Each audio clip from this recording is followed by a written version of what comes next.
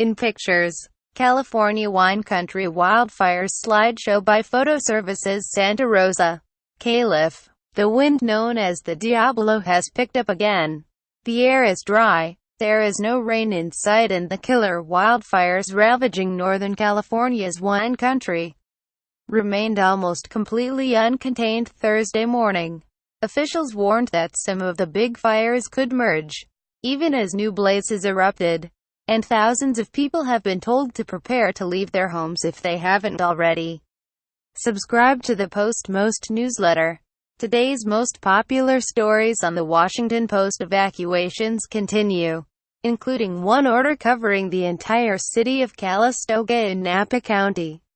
In neighboring Sonoma County, where the menacing arc of flames has done the most damage, Geyserville residents were urged to leave Wednesday evening.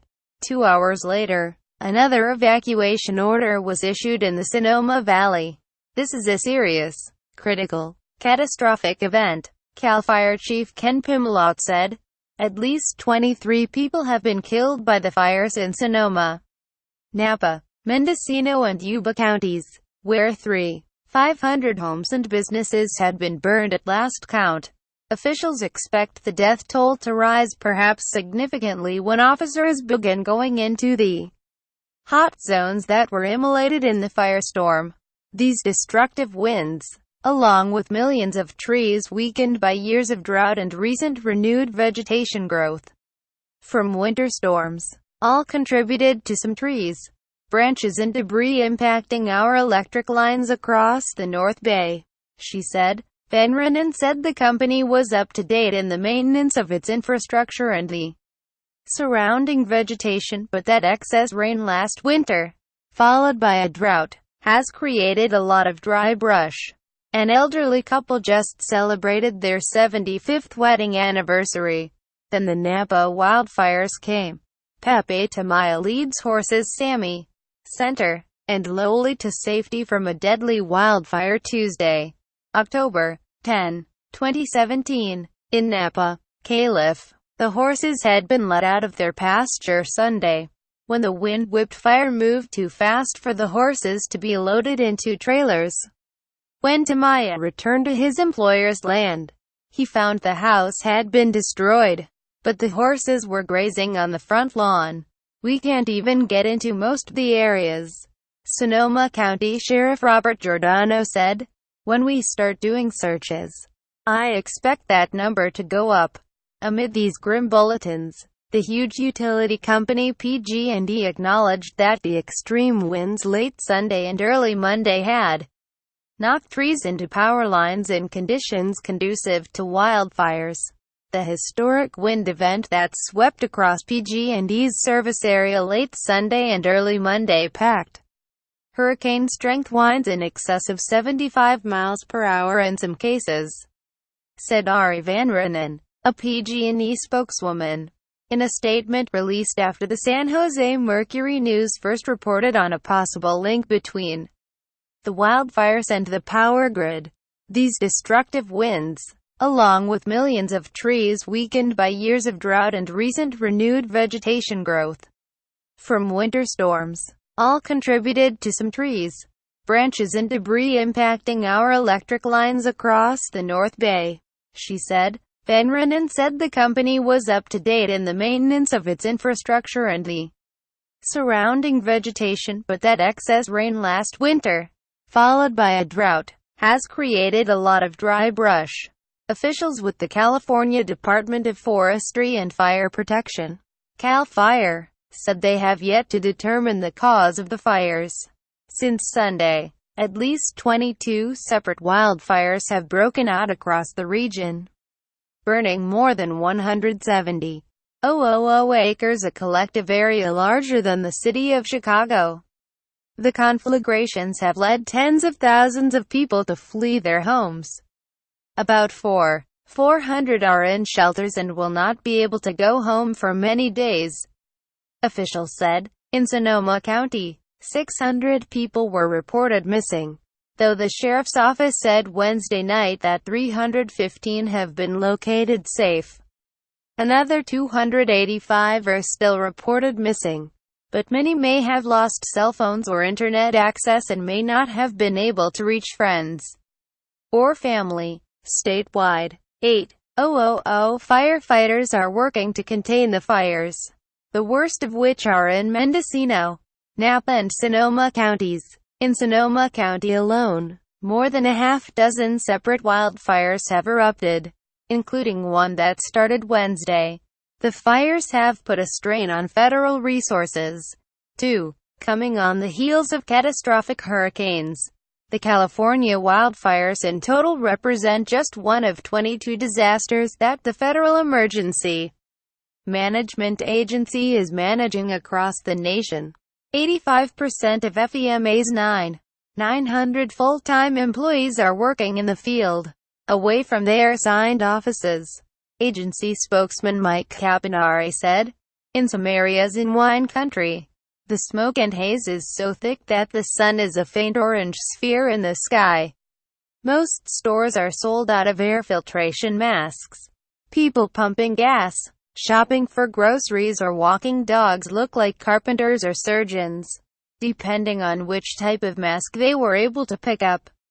Families crowd areas off the interstate highway, their cars packed with belongings. Highway 101 cuts through rolling hills that dominate the California coast, and entire hills are scarred black. In Santa Rosa, it is possible to trace the direction of the wind by which buildings were reduced to ashes and which remained untouched." Pimlott, the CAL FIRE chief, said a major fire in Napa County, known as the Atlas Fire, was 3% contained by Wednesday night. The same modest progress had been made against the Tubbs Fire, which invaded the city of Santa Rosa amid winds after midnight Monday morning and immolated entire neighborhoods. In Santa Rosa on Wednesday, Mayor Kazemi stared at the smoldering remains of his business, the Mohawk Sign Company. It has been a Santa Rosa institution for 50 years, and Kazemi, 33, has owned it for a decade. Now, it's a pile of ashes and charred wood.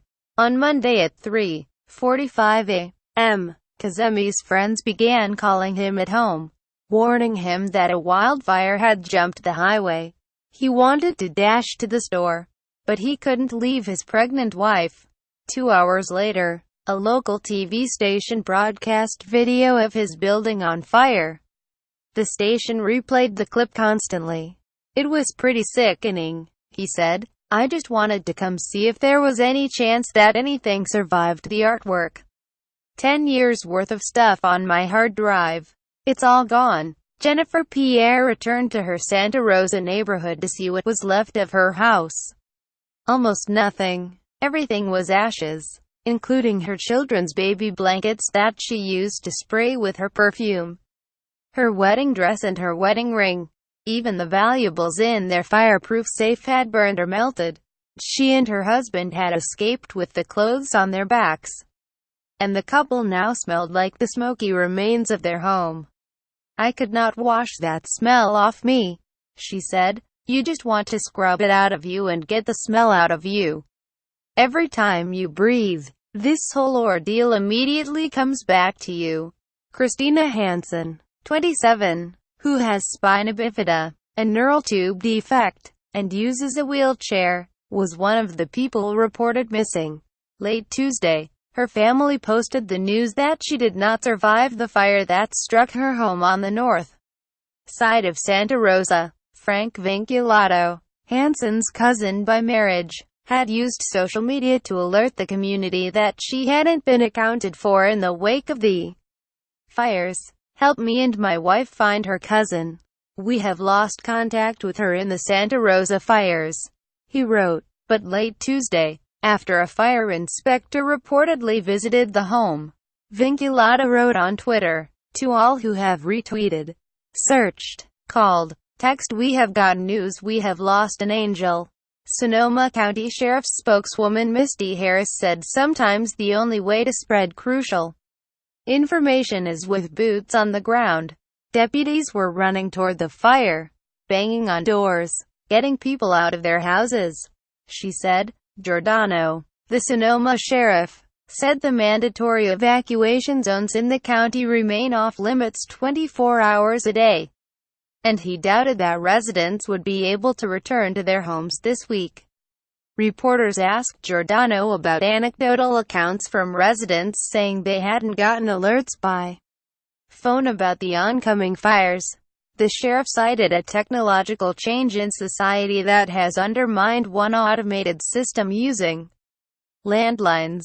People don't have landlines anymore, he said. He urged citizens to sign up for an alert system that sends messages to their cell phones. With some of the fires in the Sierras and Southern California nearing containment, CAL FIRE is shifting resources, which include 73 helicopters and 30 air tankers, to the most dangerous fires in and around wine country. The U.S. Forest Service said it has dispatched 740 personnel. "We are in a wickedly dangerous fire situation, and when one of us needs help, all of us come," said Bob Baird, Director of Fire and Aviation Management for the Forest Service's Pacific Southwest region. Many Forest Service personnel are dealing with threats to their own homes. On Wednesday morning, as Baird was coordinating firefighting efforts, he received a text from his wife telling him that they were being asked to evacuate their home in Fairfield. The Atlas Fire is 3 miles from the Fairfield city limits. The fire is about 5 miles away. Normally, that would be far away, but not with this fire, he said. "We're literally looking at explosive vegetation," said Pimlott, the CAL FIRE chief. "These fires are burning actively during the day and at night." Phillips and Achenbach reported from Washington. Lee Donisky, Alyssa Greenberg and Brina Kerr in Santa Rosa, and Abigail House-Lohner and Kimberly Cundy in Washington contributed to this report, which has been updated.